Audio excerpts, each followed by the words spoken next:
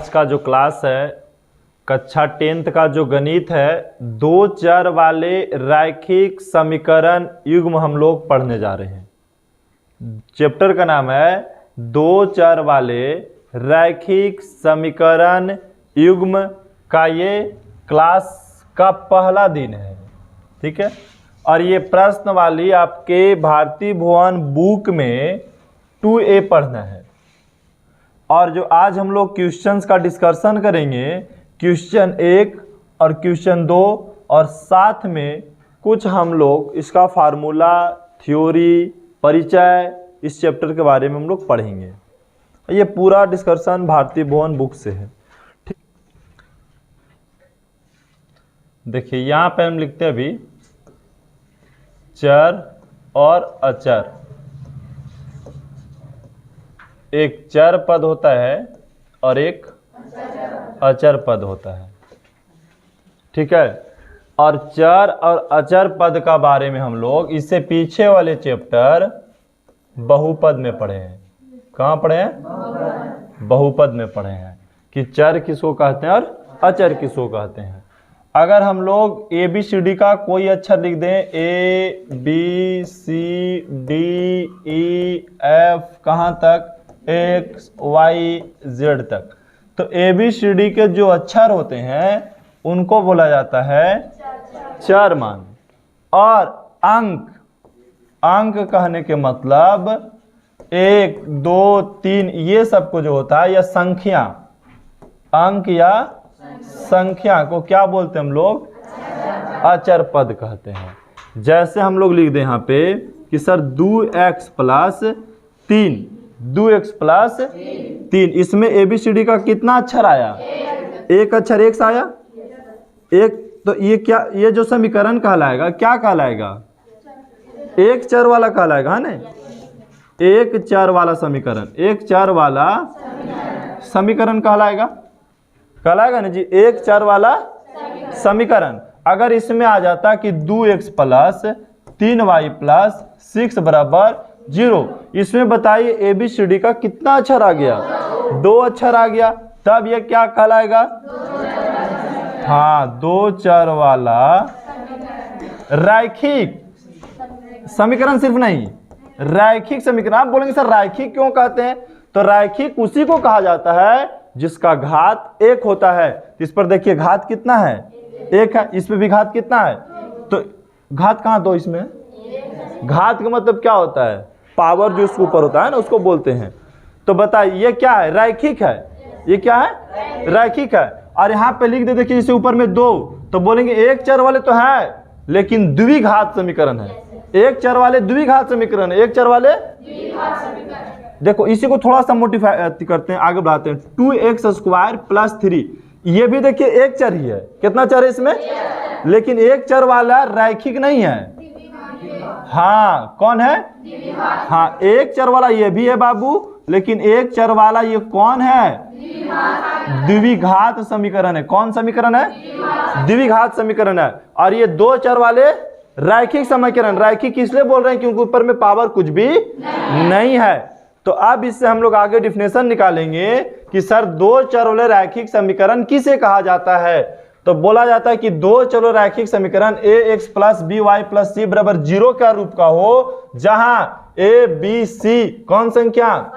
वास्तविक संख्या हो, और A और B कभी भी 0 नहीं होना चाहिए। A और B कभी भी 0 नहीं होना चाहिए।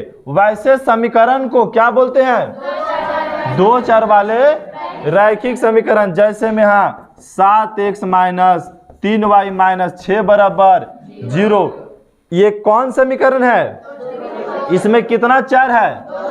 दो चर। तो लिखेंगे, बोलेंगे सर दो चर है। आप बोलेंगे क्या है? रैखिक है, द्विघात है, त्रिघात है? तो बोलेंगे पावर कुछ भी नहीं है, एक है, तो रैखिक समीकरण है।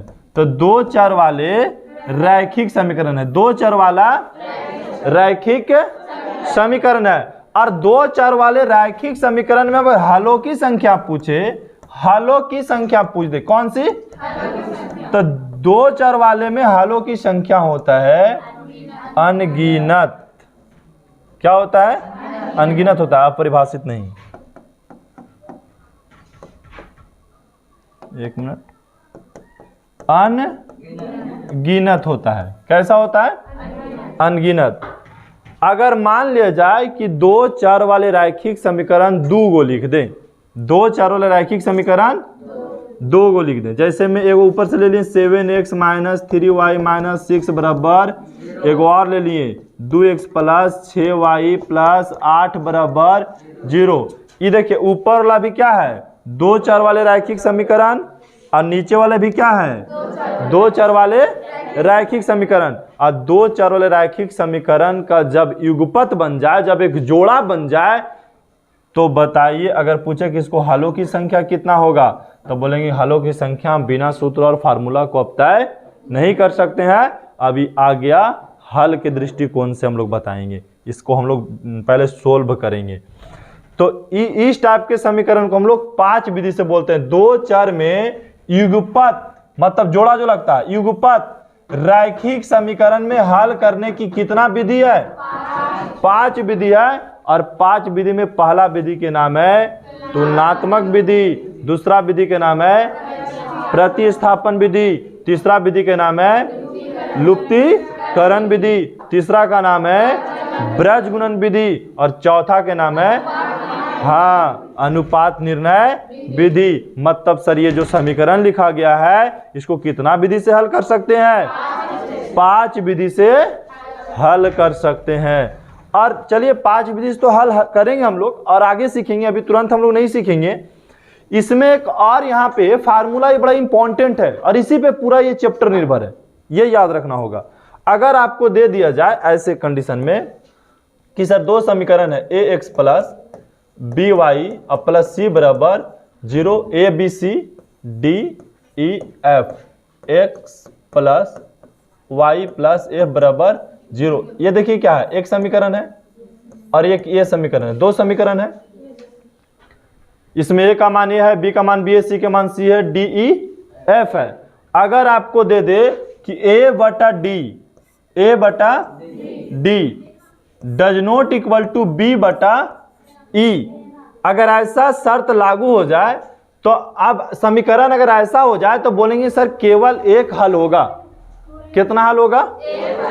केवल एक हल होगा। अब बोलेंगे सर ऐसा हम लोग को तो समझ में नहीं आ रहा है कि केवल एक हल कैसे बोलेंगे। तो जब बनाएंगे तब आपको समझ में आएगा। फार्मूला याद रखिए कि केवल एक हल के लिए शर्त क्या होता है। अभी क्या याद रखेंगे कि केवल एक हल के लिए शर्त क्या है, तो बोलेंगे a by d does not equal to b by e, a by d does not equal to b by e में केवल एक हल होता है, और जिसका केवल एक हल होता है उस युग्म का क्या नाम होता है? अविरोधी समीकरण। कौन समीकरण? अविरोधी समीकरण नाम होता है। और पूछे बताइए इसकी जो ग्राफ खिंचाएगा वह आलेख जो खिंचाएगा, चित्र बनेगा, वो कैसा बनेगा? तो बनेगा ऐसे, प्रतिच्छेद आलेख बनेगा। अगर पूछे बताइए कि अविरोधी समीकरण के आलेख कैसा खिंचाएगा, तो कैसा बोलिएगा? प्रतिच्छेद। किस प्रकार का? प्रतिच्छेद आलेख खिंचाएगा। और दूसरा में अगर शर्त a by d बराबर b by e बराबर c by e अगर तीनों बराबर हो जाए, अब पूछे हलों की संख्या, तो क्या बोलिएगा? अनगिनत। और समीकरण के नाम आश्रित। क्या हो जाएगा? अब पूछे कि आश्रित का आलेख कैसा होता है, तो आश्रित का आलेख होता है ऐसे, एक ही पर चल जाएगा। पहला समीकरण का लाइन ये गया और दूसरा समीकरण का भी लाइन सेम यही वाला चल जाएगा। इसका मतलब इसको होता है समपाती। आलेख कैसा खिंचाएगा? समपाती। आलेख कैसा खिंचाएगा? अगर किसी समीकरण का आलेख समपाती हो गया और हलों की संख्या पूछे तो बोलिएगा अनगिनत। पूछे कि वह चित्र समपाती है तो बताइए उस समीकरण का क्या नाम देंगे? आश्रित। अगर बोला जाएगा कि आलेख जो है या ग्राफ जो है एक दूसरे को काट रही है, प्रतिच्छेद कर रही है, तो वह समीकरण का क्या नाम पड़ेगा? अविरोधी। और पूछा कि उसकी हलों की संख्या कितना होगा, तो केवल एक हल होंगे। अब पूछा कि a by d बराबर b by e does not equal to c by f, तो कोई हल नहीं होगा। और कोई हल नहीं वाले के पूछे कि समीकरण का नाम क्या होगा? विरोधी। क्या? विरोधी। और पूछे कि ग्राफ कैसा बनेगा, तो समांतर। समांतर। कैसा बनेगा? समांतर। कैसा बनेगा? यही चीज आपको रटना है बाबू, यही चीज खाली बस। अगर ये फार्मूला सबको याद हो गया तो समझिए कि दो चलो रैखिक समीकरण आपके लिए बहुत इजी हो गया। और दूसरा में अगर ये आप 5 विधि जान गए तो समझिए कि चैप्टर ही समाप्त हो गया। ये 5 विधि सीखना है, 5 विधि से समीकरण को हल करने के लिए जानना है आपको। मुख्य रूप से समझिए कि आज के क्लास में हम लोग सीखेंगे कि क्या क्या इस चैप्टर में हम लोग पढ़ेंगे। अब चलिए आगे हल करते हैं। जैसे पहला प्रश्न आ गया आपका एक्सरसाइज का, ये क्या है? दो चलो रैखिक समीकरण है। क्या दो चर वाले रैखिक समीकरण को संतुष्ट करते हुए रिक्त स्थानों को भरिए। तो बताइए बाबू, हम जब भरेंगे तो यहां सोल्व लिखेंगे। एक का बना रहे हैं, एक का एक बना रहे हैं, एक का क्या बना रहे हैं? एक। समीकरण क्या दिया हुआ है? 3x - 2y + 1 बराबर 0, जबकि x बराबर कितना दिया? 1 और y बराबर भरना है, y बराबर, तो x की जगह पे कितना रखे? 1 रखेंगे ना जी, x की जगह पे। तो 3 गुने 1 माइनस 2y प्लस 1 बराबर में 0। 3 और 1 गुना करेंगे तो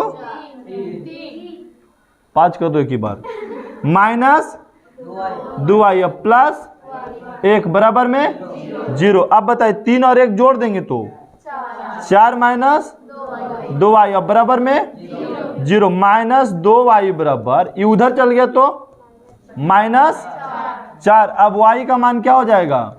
-4, ये बटा में -2 हो जाएगा। अब बताइए माइनस से माइनस कट गया, 2 से ही 4 कितना मरते कटा?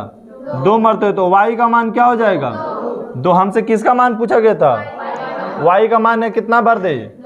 2 भर दिए। समीकरण को देख के संतुष्ट कर दिए इसको। अब नेक्स्ट प्रश्न, प्रश्न संख्या 2 इसी में है, इसी समीकरण से इसको संतुष्ट करना है। तो लिखिए समीकरण क्या है? 3x - 2y + 1 बराबर 0, जबकि y बराबर 5 और x बराबर ... मतलब भरना है। y के जगह पे 5 रख देंगे तो x का मान अपने आप निकल जाएगा। तो 3x - 2 गुने y के जगह पर 5 और प्लस 1 बराबर में 0। अब देखिए 3x यहाँ गुना किए तो -10 प्लस 1 बराबर 0। 3x यहाँ घटाएं तो -9 बराबर में 0। 3x उधर चल गया तो +9, तो x का मान कितना? 9/3। 3 तिया 9, तो x का मान कितना आ गया? 3। यहाँ कितना भरा जाएगा? 3 भरा जाएगा। तो इस प्रकार से समीकरण को संतुष्ट करके हम लोग रिक्त स्थान को भर दिए। क्वेश्चन नंबर 2 और आज का आखिरी सवाल इतना ही तक रहेगा। ये क्या कह रहा है बाबू? कह रहा है कि निम्नांकित में सही गलत कथन को पहचानिए। सही कौन है और गलत कौन है पहचानना है। तो बोला समीकरण 5x - 2y बराबर 7 का एक हाल x बराबर 3 और y बराबर 4 होगा। तो हम चेक करेंगे कि x बराबर 3 रखे के बाद y का मान 4 आता है कि, चाहे y के जगह पर 4 रखे के बाद x का मान 3 आता है कि नहीं आता है। यह समीकरण पर रख देंगे। तो समीकरण फर्स्ट को हल कर रहे हैं। क्या है समीकरण बाबू? 5x - 2y बराबर 7। अब x की जगह पे कितना रखने के लिए बोल रहा है? 3, और y की जगह पर 4 रख दिए। अब बराबर में 7, तो 5 दिया 15 और 4 दूनी 8 बराबर 7। 15 में 60 गया तो 7 बराबर, क्या दोनों तरफ बराबर हो गया? तो दोनों तरफ बराबर हो जाए तो इसी समीकरण का हल है। इसी समीकरण का हल है, समझ गए? इसी समीकरण का, अगर दोनों तरफ बराबर नहीं है तो क्या बोलते? हाँ, इसी समीकरण का हल नहीं। इसका मतलब ये कथन क्या है? सत्य है, सही है। अब आगे पूछ रहा है कि प्रत्येक समीकरण युग्म ax + by + c बराबर 0, dx + ey + a बराबर 0 का केवल एक हल होगा। क्या ऐसा कोई समीकरण दे देगा तो एक हल होगा? नहीं होगा। क्यों नहीं होगा? क्योंकि ऐसा समीकरण का एक हल भी हो सकता है, अनगिनत हल भी हो सकता है और नहीं भी हल हो सकता है। इसलिए ये कथन क्या हो गया? गलत हो गया। फिर बोला अविरोधी समीकरण। कौन समीकरण? हाँ, अविरोधी समीकरण युग्म दे दिया। अब बोला अविरोधी समीकरण का केवल एक हल होता है। अविरोधी समीकरण का कितना हल होता है? एक हल होता है। अभी पढ़े ना जी कि अविरोधी समीकरण का एक हल, आश्रित समीकरण का अनगिनत हल, अविरोधी समीकरण का कोई हल नहीं। अब विरोधी समीकरण का तो पूछा क्या अविरोधी समीकरण का केवल एक हल होता है? तो बोलिएगा हाँ, ये कथन क्या है? सत्य है। फिर बोला यहाँ पे 4 में कहा कि 4 के अतिरिक्त p के सभी मानों के लिए युगपत समीकरण का अद्वितीय हल होगा। का अद्वितीय हल होगा। तो चलिए हम रख लेंगे। पहले समीकरण क्या दिया? 4x प्लस py बराबर -8। और दूसरा समीकरण 2x प्लस 2y बराबर -2। अब यहां से मान रखिए। a का मान कितना हो गया? 4। a का मान 4, b का मान p है, b का मान और c का मान कितना? -8 और d का मान 2 हो गया और e का मान 2 और f का मान -2। अब समीकरण पे बैठाएंगे तो 4/2 p बटा 2 और -8/-2। ये कट गया कितना मरतबे? 2 मरतबे। तो क्या बचा? ऊपर 2/1 बचा। इसको काटेंगे तो p/2, इसको काटेंगे तो 4 मरतबे कटेगा, 4/1। तो कह रहा है कि 4 के अतिरिक्त अगर p के जगह पे ऐसे रखेंगे 2 दूनी 4 बराबर कितना? p का मान कितना आ गया? 4 आ गया। p का मान कितना आ गया? 4 आ गया। तो p का मान 4 आ गया। p का मान कितना आ गया? तो पूछ रहा है क्या कि 4 के अतिरिक्त अद्वितीय हल का फार्मूला क्या होता है? अद्वितीय हल का फार्मूला होता है कि पहला वाला बराबर नहीं होना चाहिए। पहला वाला बराबर नहीं होना चाहिए। तो क्या हम p के जगह पर, हाँ p के जगह पे 4 रख देंगे, p के जगह पर 4 रख देंगे तो कौन सा कंडीशन अप्लाई हो जाएगा? तो 4 के अतिरिक्त p का कोई भी मान रख दीजिए। 4 जैसे यहाँ छोड़ो, यहाँ पे यहाँ तक समझ में आ रहा तो कि कैसे हल हुआ यहाँ तक। अब देखिए p के जगह पर हम क्या रखें? p के जगह पर बताइए हम 3 रखेंगे और नीचे बटा में 2 रखेंगे, क्या ये दोनों बराबर होगा? p के जगह पर हम क्या रखेंगे तो बराबर हो जाएगा? p के जगह पर देखिए सिर्फ हम 4 रखेंगे तब ना आ जाएगा काट के 2 जी। देखिए अब काटेंगे तो कितना आ जाएगा? इधर तो 2/1 है ये था और फिर इसको भी काटेंगे तो 2/1 होगा और फिर 4/1। तो बताइए कि p के जगह पर 4 छोड़ा करके कुछ भी रखेंगे तो इसके ही बराबर होगा? नहीं होगा। तो कह रहा है क्या कि 4 के अतिरिक्त p के सभी मानों के लिए युगपत समीकरण का अद्वितीय हल होगा। तो हाँ, 4 के छोड़ा करके कुछ भी रख दीजिए, इस समीकरण का हल क्या होगा? अद्वितीय होगा। इसका मतलब ही देखिए ये पहला वाला बराबर नहीं ना होता है। जैसे पहला वाला बराबर नहीं है और दूसरा वाला कुछ उस मतलब नहीं है। पहला वाला अगर बराबर नहीं है, पहला वाला अगर बराबर नहीं है तो अद्वितीय हल होता है या एक हल। एक हल या द्वितीय हल दोनों एक ही बोला जाता है, एक हल या अद्वितीय हल। तो बताइए 4 छोड़ा करके कुछ भी रख दिया तो क्या होगा? अद्वितीय हल होगा। क्योंकि 4 रखे 3 रखिए तो काटेगा, ये दोनों बराबर होगा। 5 रखेंगे तो बराबर होगा, 10 रखेंगे तो बराबर होगा। मतलब 4 छोड़ा के आप कुछ भी रख दीजिए, बराबर होगा ये दोनों का भी। तो इसका मतलब अद्वितीय हल होगा। तो वही कह रहा है कि 4 के अतिरिक्त p के सभी मानों के लिए अद्वितीय हल होगा। इसका मतलब ये कथन क्या है? सत्य है। और आज का क्लास यहीं पे, बाकी एक एक प्रश्न को आपको उतारना है और कल से इस चैप्टर में हम लोग पूरी तरीका से